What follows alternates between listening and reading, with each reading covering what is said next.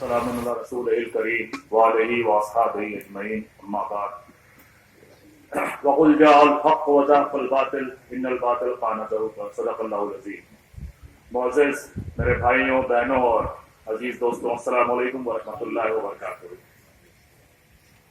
आज हम लोग यूनाइटेड अगेंस्ट हेट के बैनर के तले आपसे मुखातिब हैं। हम और हमारे साथी जो यूनाइटेड अगेंस्ट हेट की टीम है और हमारे सीनियर अली अनवर साहब, प्रोफेसर अख्तरलाल साहब यहाँ मौजूद हैं।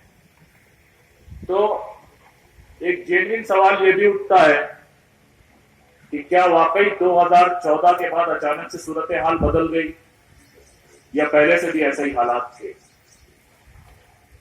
और क्या अचानक से लोगों की भीड़ जो है वो जुटने लगी और लोगों की भीड़ ने जो है वो बाजारों में कत्ल का बाजार गर्म कर दिया। तो क्या ये अचानक से हुआ या पहले से चल रहा है? तो जब हम ये मॉब लिंचिंग की बात करते हैं या अचानक से खूनी भीड़ की बात करते हैं, तो आप जब पीछे पलटेंगे पेज को अपने, तो 1999 में उड़ीसा में जब आरएसएस और भाजपा की पहली सरकार आई थी बीजू जनता दल के साथ में, तो ग्राहम स्टेन्स की भी लिंचिंग हुई थी। और ग्राहम स्टेन्स की लिंचिंग को मारने वाला दारा सिंह आज भी वो आपके उड़ीसा में मौजूद है, राष्ट्रीय स्वयंसेवक संघ के कार्यकर्ता के तौर पर। 2002 में जब गुजरात जल रहा था, तो झज्जर में 3 दलित युवकों को इसी गाय के नाम से पीटा गया था, और पीटने वाले वही लोग थे जो जनेऊ वाले लोग जिनके बारे में प्रोफेसर रतनलाल अपनी बात कर रहे थे। आपको याद होगा एक लिंचिंग का केस कि भाजपा की नई सरकार मध्य प्रदेश में 2006 में आई थी, और 2006 में प्रोफेसर सब्बरवाल को उनके यूनिवर्सिटी में उनके चैम्बर के अंदर, वाइस चांसलर थे उज्जैन यूनिवर्सिटी के, उनके चैम्बर के अंदर उनको मार डाला गया था। और उनके मारने वाले तोमर को, जो उनका मारने वाला तोमर था, कैमरे में उसकी फोटो मौजूद थी, सब कुछ मौजूद थी। उस तोमर से ये शिवराज सिंह चौहान साहब जब चीफ मिनिस्टर थे तो ग्वालियर की जेल में मिलने जाते। उसके मारने वाले मिश्रा जी, क्योंकि कोई भी केस आप सामने रखें, चाहे 1999 का ग्राहम स्टेन्स का केस आप अपने सामने रखें या 2006 का केस प्रोफेसर सब्बरवाल का आप अपने सामने रखें, उसमें जजमेंट क्या आता है? जजमेंट ये आता है प्रोफेसर सब्बरवाल के मारने का कि ये इन्होंने जुर्म तो किया है, लेकिन साक्ष्य ऐसे नहीं है कि इनको सजा दी जा सके। तो तोमर तो आत्महत्या कर लेता है 2010 के आसपास, और जो मिश्रा जी जो फोटो में, वीडियो में सब्बरवाल की लिंचिंग में मौजूद थे, आज वो निगम के चेयरपर्सन, राज्य मंत्री हैं भाजपा सरकार के। तो भाजपा सरकार के चरित्र को और उनकी बातचीत को बताने के लिए आपको 2014 तक जाने की जरूरत नहीं पड़ेगी। और जो ये आवाज आपकी, हमारी या कुछ लोगों की उठी है, उसके नतीजे भी आने शुरू हो गए। आज औरंगाबाद में 5 लोग जो है मवेशी को लेके जा रहे थे। इसमें एक अब्दुल वाहिद नाम का आदमी था, उसको पीटने के लिए 15 गौरक्षक आए। आज का वाकया है ये सुबह का। 15 गौरक्षक वहां पर आए अब्दुल वाहिद को पीटने के लिए भी। बाकी लोग तो किसी तरह से निकल गए थे, लेकिन जो लोग चुप थे, खामोश थे, जिनको लग रहा था कि अब ये कोई जो ये गौरक्षकों की ये भीड़ जो निकली हुई है, इसको रोकना बहुत मुश्किल है, लेकिन इन छोटी छोटी आवाजों से उम्मीद जगी। 50 लोग आए और उन गौरक्षकों को पीटा और पुलिस के हवाले किया। ये आज का वाकया है। तो अगर आपको लगता है कि छोटी छोटी आवाजों से कुछ नहीं होता है, तो उसके भी नतीजे आज आपको सुनने को मिले। औरंगाबाद में जो मामला हुआ, अब 2014 के पहले हमारे पास कुछ गिनती के केसेस थे। झज्जर का केस था, ग्राहम स्टेन्स का केस था, प्रोफेसर सब्बरवाल का केस था, लेकिन 2014 के बाद अचानक से 86% मामला बढ़ गया। 86% जो है वो मॉब लिंचिंग के केसेस 2014 के बाद अचानक क्यों इंक्रीज हुए? एक भीड़ तो वो होती है कि किसी का जेब जो है वो कट जाता है बस में, अचानक लोग आते हैं, वो जेब कतरे को पीटते हैं, फिर अपने अपने घर को चले जाते हैं। लेकिन ये वो भीड़ नहीं, ये वो भीड़ है जो व्हाट्सएप ग्रुप के जरिए प्रमोट करी जाती है, इकट्ठा करी जाती है। पहलू खान को पकड़ने में 500 आदमी की भीड़ सिर्फ 15 मिनट में इकट्ठा हो गई। तो आपको क्या लगता है कि किसी ऑर्गेनाइजेशन के बगैर, किसी सिस्टम के बगैर ये अचानक से आने वाली भीड़ है? ये वो भीड़ है जो आरएसएस एक नया संदेश आपको दे रहा है घर वापसी और लव जिहाद के बाद, कि आपका मोराल हम खत्म कर देंगे, आपके मोराल को तोड़ देंगे और आपको इसी मामले में लेके आएंगे जिस तरह से आपको हम लेके आना चाह रहे हैं। यानी कि एक आदमी भी हमारा जो आपकी पूरी बस्ती पे भारी पड़ेगा, वो मैसेज देना चाह रहे हैं और उसी मैसेज के खिलाफ हम इकट्ठे हुए हैं। मैं ऑर्गेनाइजेशनली जमात इस्लामी से हूं, उमर लेफ्ट से जो है बिलोंग करते हैं, मोहित लेफ्ट से हैं, हमारे खालिद भाई आम आदमी से, उनकी पॉलिटिकल एक्टिविटीज है आम आदमी पार्टी से। तो हम सब ने इस मुहिम में ये बात रखी कि हमारा ऑर्गेनाइजेशनल कमिटमेंट, आइडियोलॉजिकल कमिटमेंट कुछ भी हो सकता है, लेकिन इस वक्त सबसे जरूरत पड़ी है कि इस बढ़ती हुई नफरत को और इस नफरत को फैलाने वाली भीड़ के खिलाफ हम कॉज पे कमिटेड हो। हमारा कॉज एक ये है कि इस नफरत की आग को कैसे रोका जाएगा। कोई आवाज इसके खिलाफ उठेगी या नहीं उठेगी? अगर इसके खिलाफ कोई आवाज उठेगी तो हम करेंगे, इस वक्त की जरूरत है कि हम इसके खिलाफ अपनी आवाज को बुलंद करें। तो हमने अपनी अपनी आइडियोलॉजीज को बैक ट्रैक पे रखा, पीछे रखा, और हम सब ने एक यूनाइटेड अगेंस्ट हेट के नाम से टीम बनाई, जिसके तहत हम आज से आपसे बात कर रहे हैं।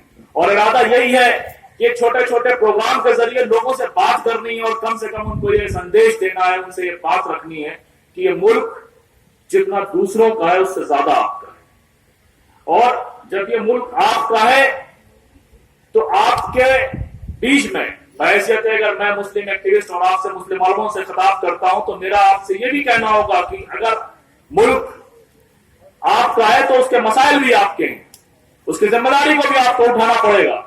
अगर हम हर वक्त सिर्फ मुस्लिम इश्यूज पर ही बात करते रहे, सिर्फ मुस्लिम इश्यूज पर ही बात करते रहे, तो वो विधवा विलाप या विडो क्राई से ज्यादा कोई ध्यान देने वाला नहीं। हमको उन किसानों की भी आवाज बुलंद करनी पड़ेगी जिनके बारे में उमर ने कहा कि 12,000 किसान जो है वो आत्महत्या करते हैं। 2004 का डेटा जो है वो 22,000 के किसान का था, और उसके बाद इस साल जो है उन्होंने डेटा का तो बहुत खेल अब ये लोग करते हैं, लेकिन इस बार भी उनका 2016 का जो डेटा आया उसमें 7,000 किसानों ने आत्महत्या करी है। उस वक्त भी हमको आवाज बुलंद करनी पड़ेगी। हमको सिर्फ उन इश्यूज को नहीं उठाना पड़ेगा जिनमें हमको लगता है कि सिर्फ ये हमारे इश्यू हैं। आपके और हम जिस सोसाइटी में रह रहे हैं, 2007 की रिपोर्ट है, आपके और हमारे समाज की गंदगी को साफ करने वाले लोग 22,000 लोग एक साल में गटर साफ करते हुए मरते हैं। उसके खिलाफ क्या हम अपनी आवाज उठाते हैं? जब आप दूसरों के लिए अपनी आवाज नहीं उठाएंगे तो फिर आप इस बात से खामोश हो जाएं, इस बात से दरगुजर करने अपने आप को दरगुजर करने की आपके लिए कोई आवाज उठाएगा। आपने उनके बारे में कभी सोचा कि आपकी गंदगी को साफ करने वाले लोग 22,000 लोग एक साल में, 2007 की रिपोर्ट है कि 22,000 लोग एक साल में मरते हैं। तो आप अगर ये लगता है आपको कि आप जो है उन मूवमेंट के साथ, उन आंदोलनों के साथ अगर आप कंधे से कंधा मिलाकर नहीं खड़े होंगे तो वो आंदोलन कमजोर किए जाएंगे। साउथ में पावर प्लांट का प्रोजेक्ट आया, उस पावर प्लांट का नेतृत्व एक 80 साल की औरत कर रही है, और जो तरीका है इस सरकार का वो थोड़ा सा समझ लें। उस 80 साल की औरत के ऊपर इस समय 26 केसेस लगे हुए हैं, और केसेस भी कैसे हैं? केसेस ऐसे हैं कि वो 80 साल की महिला, उसका 40 किलो वजन है और उसके ऊपर केस लगा हुआ है कि इसने एक पुलिस वाले का जिसका वजन 80-85 किलो से ज्यादा होगा उस पर जानलेवा हमला किया और जान लेने की कोशिश करी, और हथियार का कोई जिक्र नहीं। पास्को का प्रोजेक्ट उड़ीसा में आया, एक साहू दंपति है, उनके खिलाफ 46 मुकदमे हैं। तो अगर जब जुल्म के खिलाफ, नाइंसाफी के खिलाफ आप अपनी आवाज बुलंद नहीं करेंगे तो आपके साथ कौन आएगा? अल्लाह के रसूल सल्लल्लाहु अलैहि वसल्लम मक्के में मौजूद थे, कोई ताकत नहीं थी। मक्के के हालात से हर आदमी वाकिफ है कि मक्के में कोई ताकत अल्लाह के रसूल सल्लल्लाहु अलैहि वसल्लम के पास नहीं थी। एक ताजिर आता है, व्यापारी आता है, वो बताता है कि अबू जहल ने मेरे साथ सौदा किया, और सौदा देने के बाद जब पेमेंट करने का टाइम आया, रकम डिलीवर करने का टाइम आया, तो उससे इनकार कर दिया। और अबू जहल उस वक्त सबसे बड़ा सरदार था।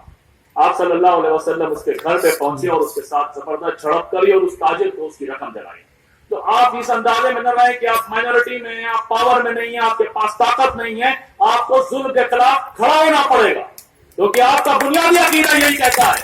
कुरान आपसे बार बार पूरी ताकत के साथ आवाज लगाकर कहता है कि मुसलमानों जुल्म के खिलाफ खड़े हो जाओ, इनजस्टिस के खिलाफ खड़े हो जाओ। सूरह आराफ में एक बार नहीं 4 जगह ऐलान किया गया कि आप जो है वो जस्टिस के लिए खड़े हो। 14 इंसाफ के लिए खड़े हो जाएं। और अगर आपको ये लगता है कि इंसाफ सिर्फ आपको चाहिए तो फिर आपकी ये गलतफहमी है, क्योंकि आपको अगर ये लगेगा कि इस पूरी नफरत की भीड़ के खिलाफ आप लड़ सकते हैं, सिर्फ मुसलमान लड़ सकता है, तो ये गलतफहमी है आपकी। आपको उन तबकात को भी साथ देना होगा। 2002 में अगर आपके साथ गुजरात में अन्याय हुआ है तो झज्जर में भी आपके साथ अन्याय हुआ है। झज्जर में भी उसी 2002 में उसी महीने में 3 दलित युवकों को गाय के नाम पर मारा गया, और आज भी जो हो रहा है वो आप सबके सामने है। बाकी अच्छे दिन की जो वानगी है उसको ऐसे समझें कि एक लड़का जाकिर अली त्यागी मुजफ्फरनगर में था, उसने पोस्ट किया फेसबुक पे कि योगी साहब ने कहा है कि अपराधी उत्तर प्रदेश छोड़ दें, तो योगी साहब के ऊपर तो 23 मुकदमे, योगी साहब उत्तर प्रदेश छोड़ेंगे कि नहीं छोड़ेंगे? सवाल कोई गलत तो नहीं, कोई गलत सवाल। उस लड़के को जेल में डाल दिया गया, 42 दिन बाद जेल मिली। और जज साहब ये कहते हैं, क्योंकि हम जब इस तरह की बात करेंगे, जजमेंट्स की बात करेंगे, तो जुडिशियल अकाउंटेबिलिटी की बात होनी चाहिए लोअर कोर्ट्स में। जज साहब ने अपने जजमेंट में ये लिखा कि इस लड़के ने जो काम आपराधिक कृत्य किया है वो जमानत देने लायक नहीं है, गंभीर अपराध है। एक गंभीर अपराध फेसबुक पे पोस्ट करना है, उसके लिए 42 दिन की सजा होती है, और 30 दिनों के भीतर जुनैद के हत्यारे को छोड़ दिया जाता है। 30 दिनों के भीतर जुनैद के हत्यारे को छोड़ दिया जाता है। तो असल मसला घूम फिर के फिर वही आता है कि जुनैद जिस ट्रेन में सफर कर रहा था उस ट्रेन में बाकी लोग थे, वो लोग क्यों खामोश? आप और हम उस ट्रेन में थे। आप और हम अगर ये सोच लें कि हमको जुल्म के खिलाफ बोलना है, ज्यादती के खिलाफ बोलना है, तो एक साइलेंट मेजोरिटी इस मुल्क में जो रह रही है वो सिर्फ यही देख रही है, जब कोई नहीं बोल रहा तो हम क्यों बोलें, जब कोई नहीं बात कर रहा तो हम क्यों बात करें। और इसी के चलते ये कम लोग, जिनकी कुछ परसेंटेज में तादाद है, अगर आज अहमदनगर के लोगों ने भी यही सोच लिया होता कि जब कोई नहीं बोल रहा तो हम बोलें, तो आज एक अहमदनगर भी लिंचिंग हो जाती। और जहां तक पुलिस और प्रशासन का सवाल है, 2 छोटे से केस जिक्र करूंगा मैं आपसे। एक मिनहाज अंसारी के नाम से एक लड़का था जामताड़ा में, झारखंड का बहुत इंटीरियर का इलाका था। उसके बाप भैंस पालने का काम करते थे, उन्होंने भैंस को बेचकर अपने लड़के की मोबाइल की दुकान खुलाई, और उसकी दुकान से किसी ने उसके फोन से उसका जो स्टेटमेंट था कि मैंने खुद नहीं भेजा, किसी ने मेरे फोन से एक गोश्त का फोटो भेज दिया और उस पर लिखा था ये गाय का गोश्त है। उसको भीड़ ने मारा, और भीड़ ने मारने के बाद भीड़ उसको थाने ले गई। थाने में जो आरएसएस विश्व हिंदू परिषद का वहां का लड़का हेड था, उसने और एक दरोगा जी पांडे थे, उन्होंने वहां पर उसकी इतनी पिटाई करी कि उसकी पसलियां टूट गई और वो वहीं मर गया। एक और उसी दिन एक वाकया छिंदवाड़ा में हुआ।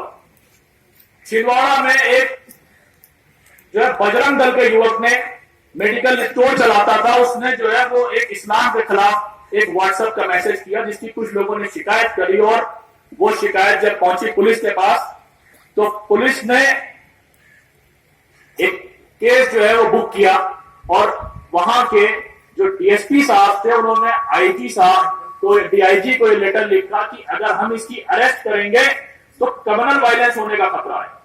तो एसपी साहब, डीएसपी साहब और डीआईजी साहब के सामने उसकी अरेस्ट हुई। उसने उनको, और प्रेशर इतना था कि उसको हथकड़ियां नहीं लगाई गई। उसने क्या किया, वो जो है उन सबसे छुटा के गया और अपना सर दीवार में दे मारा। लोगों ने देखा। उसके बाद जांच कमेटी बिठाई गई। जो थाना इंचार्ज मुसलमान थे, जिन्होंने कहा था कि हम इसको गिरफ्तार नहीं कर सकते, उनको सस्पेंड कर दिया गया। एसपी साहब का ट्रांसफर। तो ये है कानून व्यवस्था, जिसके बारे में आपसे बात की जाती है। तो जब तक आप बाहर नहीं निकलेंगे, जब आप आवाज नहीं उठाएंगे, जब तक आप बात नहीं रखेंगे, तो कुछ नहीं होने वाला। और अगर आपको ये लगता है कि मीडिया आपका साथ दे देगा और आप बगैर आवाज उठाए साथ दे देंगे, तो मीडिया में 2 अयूब नाम के लोग मारे गए थे। आपने सिर्फ अयूब पंडित का नाम सुना होगा। भीड़ कहीं भी जुल्म कर रही है, कहीं भी ज्यादती कर रही है, वो गलत कर रही है, लेकिन जिस तरह का डिस्क्रिमिनेशन मीडिया कर रहा है वो भी आपको चेक करना पड़ेगा। क्योंकि जब अयूब की बात होगी तो सिर्फ आपको अयूब पंडित का नाम सुनाई पड़ेगा, आपको अहमदाबाद के अयूब का नाम बिल्कुल नहीं याद आएगा। जो अहमदाबाद का अयूब, उसको ट्रक से निकालता और वहीं मार दिया गया और वहीं उसकी मौत हो गई। और हमारे साथी जब उसकी लाश लेने के लिए गए, उन्होंने कहा कि लाश लेने तक हम ये चाहते हैं कि लाश लेने से पहले कम FIR हो जाए। तो उन सबको डिटेन कर दिया गया और जबरदस्ती लाश दे दी गई, जबरदस्ती तदफीन कराई गई, और जब तदफीन हो गई उसके बाद लाश दी गई। तो असल जो हमारा यूनाइटेड अगेंस्ट हेट का जो प्रोग्राम है वो इसी के तहत ये प्रोग्राम है कि हम पूरे मुल्क में जाके लोगों से मिलेंगे, नौजवानों से बात करेंगे और इस तरह की सभाएं करेंगे और उसके साथ छोटे छोटे इंटरेक्शन के प्रोग्राम करेंगे। उसके बाद दूसरा हमारा प्रोग्राम जो है वो डॉक्यूमेंटेशन का है, क्योंकि इसमें डॉक्यूमेंटेशन इन केसेस में नहीं है। तो इन तमाम केसेस का जिनका मैंने जिक्र किया, जिस तरह के इंटीरियर के केसेस हैं, झारखंड के अंदर 27 लिंचिंग के केसेस हैं। तो झारखंड में या उड़ीसा में या बंगाल में या हरियाणा में, राजस्थान में 2017 में 4 लिंचिंग के केसेस में डेथ है, जो कि आपको जरूरी नहीं कि हर जगह मिल जाए।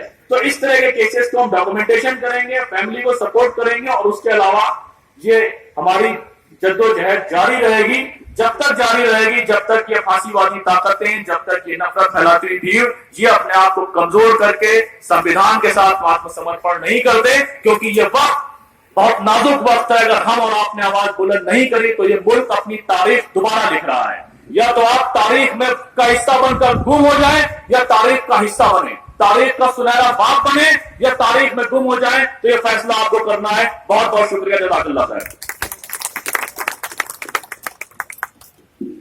बहुत बहुत शुक्रिया।